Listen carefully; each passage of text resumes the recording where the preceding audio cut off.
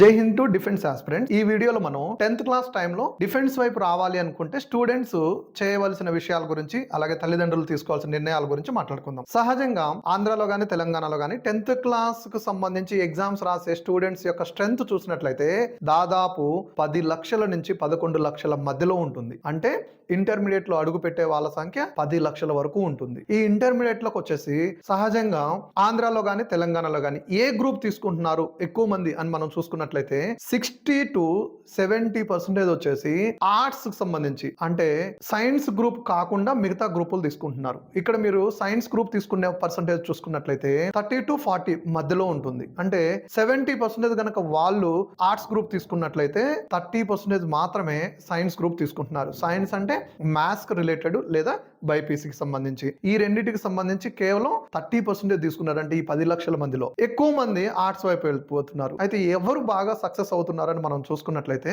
Maths లేదా science ఈ రెండు ఎవరైతే ఇంటర్మీడియట్ లో తీసుకుంటారో వాళ్ళు ఎక్కువ శాతం, అంటే 95 to 96% ప్రకారం సక్సెస్ అవుతున్నారు. అది వాళ్ళు ఎంచుకున్న ఏ ఫీల్డ్ కావచ్చు, అది ఇంజనీరింగ్ అయినా సరే, లేదా డిగ్రీ అయినా సరే, లేదా ఇంకే ఫీల్డ్ అయినా సరే వాళ్ళు సక్సెస్ అవడానికి కారణం ఉంటుంది. దానికి కారణం ఏంటి అంటే మ్యాథ్స్ అనేది పట్టుకొని ఉండడం, అలాగే సైన్స్ కు సంబంధించి కొంచెం టెక్నికల్ గా ఇంప్రూవ్ అవుతూ ఉండడం వలన. ఇక డిఫెన్స్ విషయంలో కూడా ఇటు ఆర్ట్స్ వైపు తీసుకుంటే డిఫెన్స్ జాబ్ సాధించడానికి ఈజీగా ఉంటుందా, లేదా సైన్స్ గ్రూప్ తీసుకుంటే బాగుంటుందా అని నన్ను అడిగినట్లయితే సైన్స్ గ్రూప్ తీసుకోవాలి. దానికి కారణం ఏంటి అంటే defence means central government job కు సంబంధించి మనం ట్రై చేయడం కోసం డిఫెన్స్ అకాడమీలో జాయిన్ అయ్యి కోచింగ్ తీసుకుంటున్నాం. సో ఇక గవర్నమెంట్ సెక్టర్ లో జాబ్ రావాలి అంటే అది స్టేట్ అయినా సెంట్రల్ అయినా సరే కంపల్సరీ స్టూడెంట్స్ కి మ్యాథ్స్ బ్యాక్గ్రౌండ్ ఉండాలి. ఇంటర్మీడియట్ లో మ్యాథమెటిక్స్ ని మనం వదిలేసి ఇంటర్మీడియట్ అయిపోయిన తర్వాత లేదా డిగ్రీ అయిపోయిన తర్వాత గవర్నమెంట్ జాబ్స్ గురించి కనుక మనం ఫోకస్ చేసినట్లయితే ప్రతి సెక్టర్ లో, అది గ్రూప్ 1 కావచ్చు, గ్రూప్ 2 కావచ్చు, లేదా పోలీస్ డిపార్ట్మెంట్ కానీ,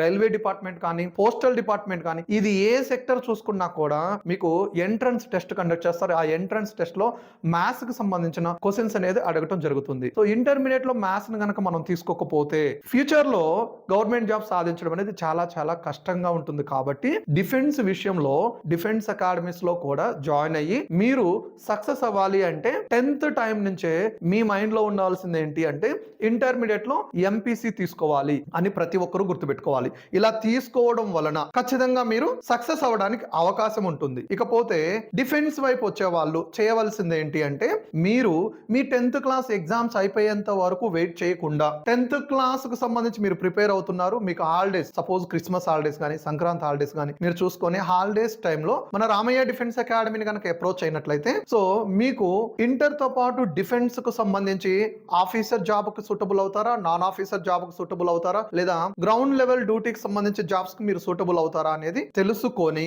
మీకు ఆ విధంగా అడ్మిషన్ ఇవ్వడం జరుగుతుంది. అలా మీకు ఏ కోర్స్ అయితే డిసైడ్ చేస్తామో, సపోజ్ 1 year కోర్స్ అని, 2 years కోర్స్ అని, ఇలాగా 3 years కోర్స్ అని, ఏ కోర్స్ అయితే మీకు డిసైడ్ చేస్తామో ఆ కోర్స్ కనుక మీరు తీసుకుంటే 90% రిజల్ట్ తో ఇంటికి వెళ్ళడానికి అర్హత ఉంటుంది. అంటే 90% జాబుతో ఇంటికి వెళ్ళడానికి అర్హత ఉంటుంది. కాబట్టి సో మీరు 10th క్లాస్ అయిపోయిన తర్వాత తీరా రిజల్ట్ వచ్చిన తర్వాత అప్పుడు ఆ టైంలో ఎక్కడ డిఫెన్స్ అకాడమీ ఎంచుకోవాలి, ఎటువైపు వెళ్ళాలి అని చెప్పేసి టెన్షన్ పడుతూ ఆ టైంలో తీసుకున్న నిర్ణయం వలన మీకు ఎలాంటి ప్రయోజనం ఉండదు. సో ఈ రోజుల్లో 10th క్లాస్ ఎవరైనా ఫెయిల్ అవుతున్నారని మనం మాట్లాడుకున్నట్లయితే ఎవ్వరూ ఫెయిల్ అవట్లా. మీరు చూడండి, దాదాపు 100 మంది ఎగ్జామ్ మనకు తెలిసిన వాళ్ళు రాస్తే 100 మందికి సంబంధించి మస్ట్ అండ్ షుడ్ గా 10th పాస్ అవుతున్నారు. సో మీరు వచ్చే మార్క్స్ ను బేస్ చేసుకొని ఎటువైపు వెళ్ళాలని చెప్పి ముందుగానే మీరు ఫిక్స్ చేసుకున్నట్లయితే ఇక మార్క్స్ పాస్ అవుతారు ఇవన్నీ ఆలోచించకుండా అడ్మిషన్ తీసుకొని అటువైపు వెళ్ళడానికి సమ్మర్ కోచింగ్ ఏంటి, అంటే సమ్మర్ లో తీసుకోవాల్సిన జాగ్రత్తలు ఏంటి,